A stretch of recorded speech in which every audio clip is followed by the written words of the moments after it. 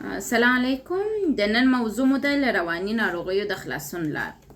همیشه زموږ په ټولنه کې وګړي د دې شکایت کوي چې رواني مشکلات لرم، پریشانی لرم، گذشته می بده ده، زما گذشته ما په حال کې و ژوند ته نه پرېږدي، د راتلونکي څخه ویره لرم، په مشکلاتو کې ګیر یم، پورونه را باندې دي.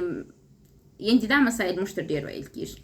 راځو د دې د حل دپاره همیشه زموږ په هیواد کې خلک په دا پسې ګرځي چې یو نفر راسي او موږ ته ووایي چې دغه واخله دا نسخه ده، دا ته عملي که بله ته د عمر دپاره جوړ. داسې یو څه په رواني ناروغیو کې امکان نه لري.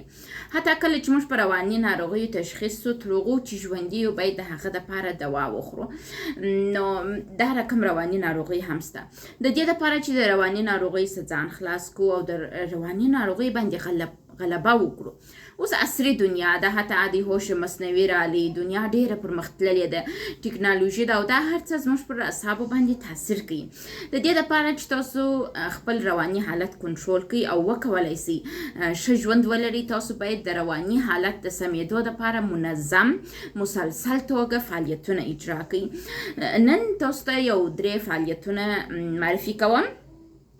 وای تر ټولو مهمه دا ده چې تاسو یوه هوسا ناسته ولرئ. هوسایي وکړئ، خپل ځان ته د ورځې په جریان کې هوسایي ورکړئ. هوسایي دا معنا نه لري چې ته یو خونې ته یوازې ولاړ سې، پرېوځې او دا لاسونه داسې ونیسې هوسا شولې. دا نه دی. بعض انسانان په ټولنه کې ډیر مصروف دي، حتی 10 ساعته 11 ساعته کار کوي. هغه انسانان نسی کولای په هر ځای کې پریوزي یا دې ته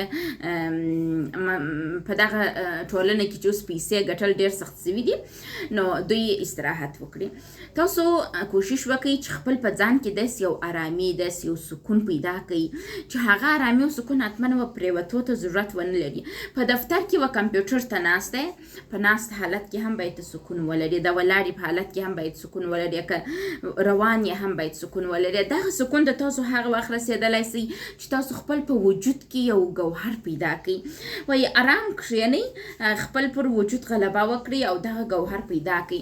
مثلا زه پروانه ځایي په 2012 کې په اخر کې ماته د برق کرنټ راکړي. دا په دې معنا نه ده چې زه لیونۍ وم، بلکې زما ډپریشن دومره قوي سوی و. موږ ته برق کرنټ ولې و مریض ته ورکو. ډپریشن نه جوړي یا ژور خفګان چې کله پر مریض ډیر اثر وکړي او د حالت ډیر خراب وي، نو بیا کرنټ ورکړي د برق تر څو هغوی د خپل زړې خاطرې د یو څه مودې دپاره ځینې ایسته شي. د برق د کرنټ یو جانبي عوارض دا دی چې په مرور د زمان سره لږ په اولو وختو کې 1 کال الی 2 کاله موږ د یاد فراموشي مشکل پیدا کوو. مثلا زړې خاطرې نه راته په یادېږي، په حافظه کې هم لږ مشکلات پیدا کوي، لیکن ګټور دی د ژور خفګان دپاره. نو د دې دپاره چې تاسو و دغه حالت ته ولاړ نسئ، و ژور خفګان ده چې تاسو ته کرنټ درکوي چې ما خپله تجربه کړې ده، تاسو کولی شئ په هر ځای کې ځان ته هوسایي پیدا کړئ. کښېنئ په هغه ځایو کې چې تاسو کار کوئ یا مثلا فعالیتونه کوئ یا هر هغه کار کوئ چې تاسو په هغه کې پرېوتلی نسئ او مجبوره یاست چې کار وکړئ. په دغه وخت کې تاسو داسې یو څه وکړئ چې خپل ځان وپېژنئ، خپل ځان حس کړئ، خپل پر پریشانیو، خپل پر غمونو باندې غلبه حاصل کړئ. وایي انرژي تولید کړئ او یوازې انرژي تاسو نسئ تولیدولی. کوشش وکړئ په ټولنه کې منظمه انرژي تولید کړئ تر څو هم د ټولنې خلک ګټه درڅه واخلي او هم ته د ټولنې څخه ګټه واخلي. ګورئ وایي ارامښت یعنې څه؟ تاسو خپل ځان ومنئ، خپل حقیقي ځان پیدا کړئ. بعضې انسانان اقتصادي مشکلات لري، د دې دپاره چې خلک د دوی اقتصادي مشکلاتو ته متوجه نسي، نو دوی درواغ وایي خلکو ته. داسې درواغ ورته وایي چې ولا زه شتمن یم، مشکلات نه لرم. تاسو خپل ځان ومنئ. که ته غریب یې خپل غریبي ومنه، که ته خان یې خپل خاني ومنه، که ته په میانه حالت کې خپل میانه حالت ومنه. هغه څه چې ته په ژوند کې یې هغه شیر کړه د نورو سره، نو بیا به ته په ژوند کې کامیابي هم ترلاسه کړې او به کولی چې خپل ځان وپېژنې. او که ته خپل د ځان حالات نه قبلوې خپله، هیڅوک نسی کولای تا جوړ کړي، نه چې دوا جوړولی سي، نه چې روانشناس جوړولی سي، هیڅ نسي جوړولی. هغه وخت ته جوړېدای سي چې تا ور خپل ځان ومني او خپل په ځان کې یو سکون حاصل کړي. دا اوس زه دلته ناسته یم دا ویډیو جوړوم، زه د ویډیو جوړولو څخه خوند اخلم، زه به یوټیوب ته د ویډیو د اپلوډ کولو څخه خوند اخلم، دا زما شوق دی. ما ته ډېر ښه خوند راکوي چې زه ویډیو اپلوډ کړم او خلکو ته ورسوم او خلک زما ویډیو واوري، هغه یو څه زده کړي. یعنې د هر کار چې کوې د هغه کار سره مینه وکړه. بله خبره ده وایي خوشحالي د رشد لپاره پرورش ته ضرورت لري. خوشحالي څنګه د رشد لپاره پرورش ته ضرورت لري؟ یعنې ته باید ځان داسې ټرین کړې، ځان داسې وروزې چې په خپل ځان کې په د دروني حالت کې ته دغه ته ورسېږې او خوشحالي ته ورسېږې. خوشحالي ته څنګه رسېدلی سې؟ کوشش وکړه چې په هر ځای کې ته ناست یې، په مشکلاتو کې، په هر شي کې 5 دقیقې غټه ساه واخلې، کښېنې، خپل ځان ته فکر وکړه چې مشکلات خو په ټوله دنیا کې خلک لري، مشکلات زموږ ځان نسو خلاصولی، نو راځه د مشکلات خپل څنګ ته پرېږده او هغوی یو د ځان سره منحل کړه، په ځان کې ومنه او داسې یو احساس ځان ته ورکړه چې زه کولی سم دا مشکلات حل کړم. که تاسو خپل ځان ته دا احساس ورکوئ چې زه دا شی حلولی سم، هغه حل کېږي.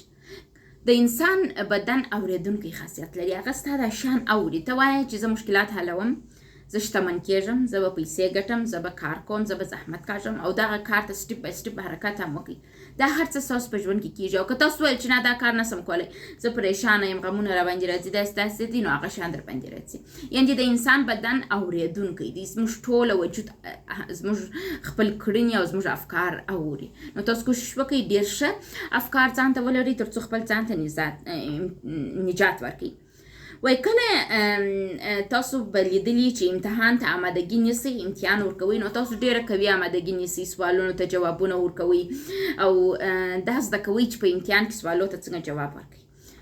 خوشحالي راوستل هم داسې یو پروسه لري، باید ته مسلسل کار ورته وکړې. رواني حالت جوړېدل هم دغسې ده لکه ته چې مسلسل توګه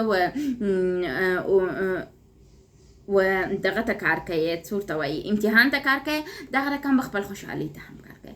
نو بیا هغه وخت ته کولی سې چې ډېر په اسانۍ سره خپل پر رواني ستونزو باندې برلاسۍ پیدا کړې. زه په 2014 کې ډېر جدي د رواني ناروغیو څخه کړېدلم، لیکن نن زه یو معالجه سوې یم. علت یې چې و سټپ بای سټپ درس ویل، مطالعه کول، سټپ بای سټپ خپل مشکلاتو ته رسیدګي کول، ځان ته کار کول.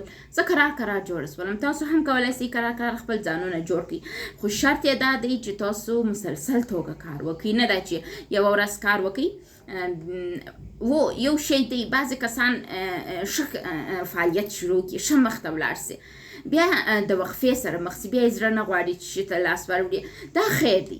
که تاسو هر څو ورځې په وقفه کې تېروئ، بیرته شروع باید په مثبت انرژي وکړئ. یعنې همیشه مو شروع په مثبت انرژي واوسیږي. که منفي انرژي راځي او تاسو کښته ته بیایي، تاسو کوشش وکړئ چې کله راپورته سئ نو په صحیح توګه مخ ته ولاړ سئ. خپل ناکامۍ ومنئ، ناکامي په ژوند کې راځي، نو موږ باید د ناکامۍ سره دا زده کړو چې څنګه مبارزه ورسره وکړو، نه دا چې تسلیم سو. که تاسو غواړئ ښه روان ولرئ، د ښه روان دپاره تاسو کوشش وکړئ کار وکړئ او بیا تاسو ته چې شي راځي، ارامښت او خوشحالۍ راځي. ارامښت او خوشحالي هغه وخت راځي چې تاسو مسلسل توګه خپل ځان ته کار وکړئ او خپل حالات ومنئ. که تاسو هر رقم حالت کې یاست، خپل حالات ومنئ او کوشش وکړئ خپل ځان ته کار وکړئ. مننه چې غوږ مو ونیوئ.